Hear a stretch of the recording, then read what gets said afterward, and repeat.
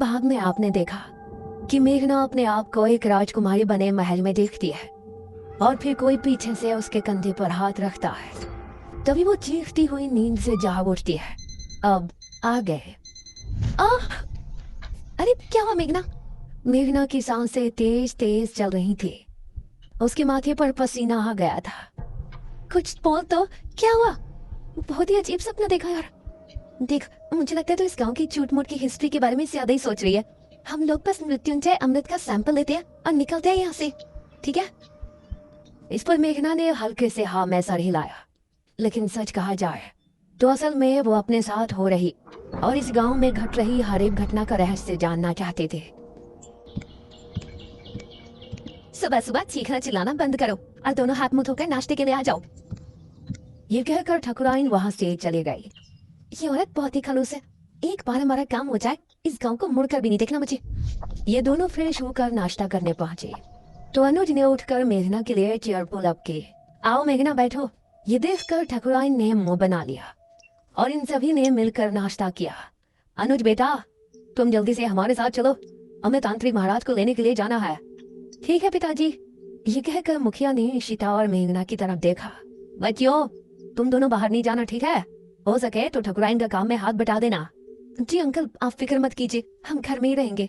अनुज और मुखिया गांव के लोगों से विदा लेकर तांत्रिक महाराज को लेने श्रेणी के लिए निकल गए। इस तरफ मेघना गहरी सोच में डूबी थी। ये कहानी सिर्फ मृत्युंजय अमृत से शुरू हुई थी, लेकिन उसके बाद वो महल, अपने आप को राजकुमारी के रूप में देखना और ये निशिर मोलो, ऐसा लगता है इस गांव का हर एक रहस्य मुझसे जुड़ा है। क्या मुझे राजमहल में जाना चाहिए?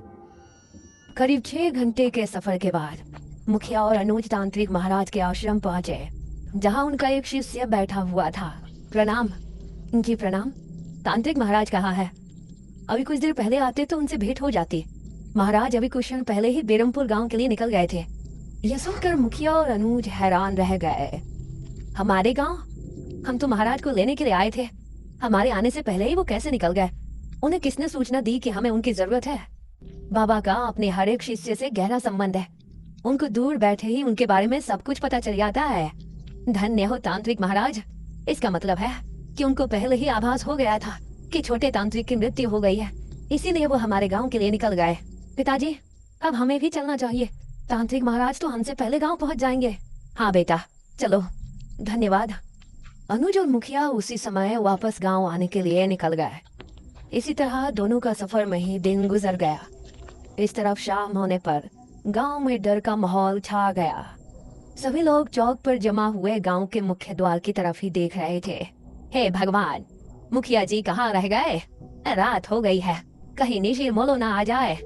इसी तरह से 7 बजे का घंटा बजा और मौसम फिर से बदल गया। सभी ये देखकर डर गए। मेघना, इशिता और ठकुराइन भी सभी के साथ वहां खड़ी थी। तभी उन्होंने मुख्य द्वार से किसी के कदमों की आहट सुनी और धीरे धीरे आंख से साफ हुआ तो सामने से तांत्रिक महाराज आते हुए नजर आए। अरे, ये तो तांत्रिक महाराज है। उन्हें देखकर सभी लोग खुश हो गए।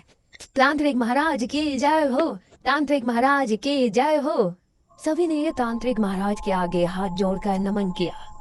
तांत्रिक महाराज, ये और मेरा बेटा अनुज कहाँ है? वही आपको लेने के लिए गए थे ना? ठकुराइन, हमारे शिष्य की मृत्यु की सूचना हमें रात ही मिल गई थी, इसीलिए हम स्वयं ही यहाँ आने के लिए निकल गए थे। उनसे हमारी भेंट नहीं हुई। हे भगवान, तो ये कहाँ रह गए? अब हम आ गए हैं। आप लोगों को डरने की जरूरत नहीं है। मुखिया और अनुज भी वापस आ ही जाएंगे। महाराज, आप जो भी करना है आप ही को करना है। जब तक ये और अनुज नहीं आ जाते, आप हमारे घर चलकर आराम कर ले। ठकुराइन, हम तांत्रिक होकर बड़ी हवेली में नहीं रह सकते। आप लोग पुरानी किले में हमारे ठहरने का प्रबंध करते हैं। जैसा आप कहें महाराज। ये कहकर ठकुराइन ने गांव के लोगों से कहा, आप सभी मिलकर पुराने किले की अच्छी से सफाई कर दें और वहाँ रोशनी का भी अच्छा इंतजाम कर दें। ये सुनकर गांव के कुछ आदमी किले की तरफ निकल गए। बाबा वहीं चौक पर बैठे रहे। उन्होंने आंखें बंद की और ध्यान मग्न हो गए। शायद वो सोच रहे थे कि आखिर कैसे निशिर मोलो से निपटा जाए, और मेघना के दिल में भी कई सवाल उठ रहे थे। तकरीबन 1 घंटे तक किले की सफाई का कार्य चला और तभी अनुज और मुखिया भी वहां पहुंच गए। शुक्र है आप आ गए जी। प्रणाम तांत्रिक महाराज। मुखिया की आवाज सुनकर तांत्रिक महाराज ने आंखें खोली। तभी गांव के आदमी भी वहां पहुंच गए। किले की सफाई हो चुकी है ठकुराइन, अब तांत्रिक महाराज वहां ठहर सकते हैं। आप सभी हमारे साथ किले में चलिए। निशिर मोलो इतने सालों बाद कैसे वापस जाग उठे, ये जानने से पहले हम सभी को निशिर मोलो की पूर्ण कहानी को दोहराने की जरूरत पड़ेगी।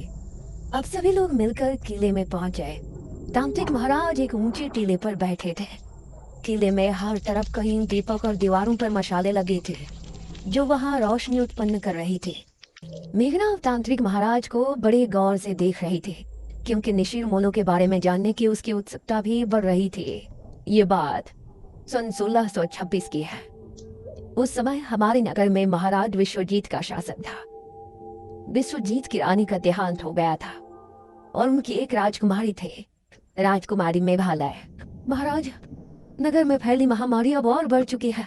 अब इससे नहीं निपटा गया तो राज्य पूरी तरह से बर्बाद हो जाएगा। इस महामारी से निपटने का बंदोबस्त हम अवश्य करेंगे मंत्री जी। उसी समय एक आदमी वहां पहुंचा। महाराज की जय हो। जी, कौन है आप? महाराज, हम आपके पड़ोसी राज्य बल्लभगढ़ के राजा इंद्रसेन के दूत हैं। उन्होंने आपको शीघ्र ही मिलने बुलाया है। उनका कहना है कि आपके राज्य पर जो संकट आया है उससे निपटने में वो आपकी सहायता करना चाहते हैं। पिताश्री, हमें नहीं लगता कि वो हमारी इस महामारी से निपटने में कोई सहायता कर सकते हैं। हमें स्वयं ही कुछ करना पड़ेगा। समस्या गंभीर है राजकुमारी, हमें एक बार अवश्य ही उनसे मिलना चाहिए। हम आज रात ही उनके राज्य के लिए निकलते हैं। ठीक है पिताश्री, इस महामारी का जो भी हल निकले आप शीघ्र ही वापस आने की कोशिश करें, क्योंकि अगर आप इस बीमारी का इलाज नहीं ढूंढ पाए तो हमें ही कुछ करना होगा।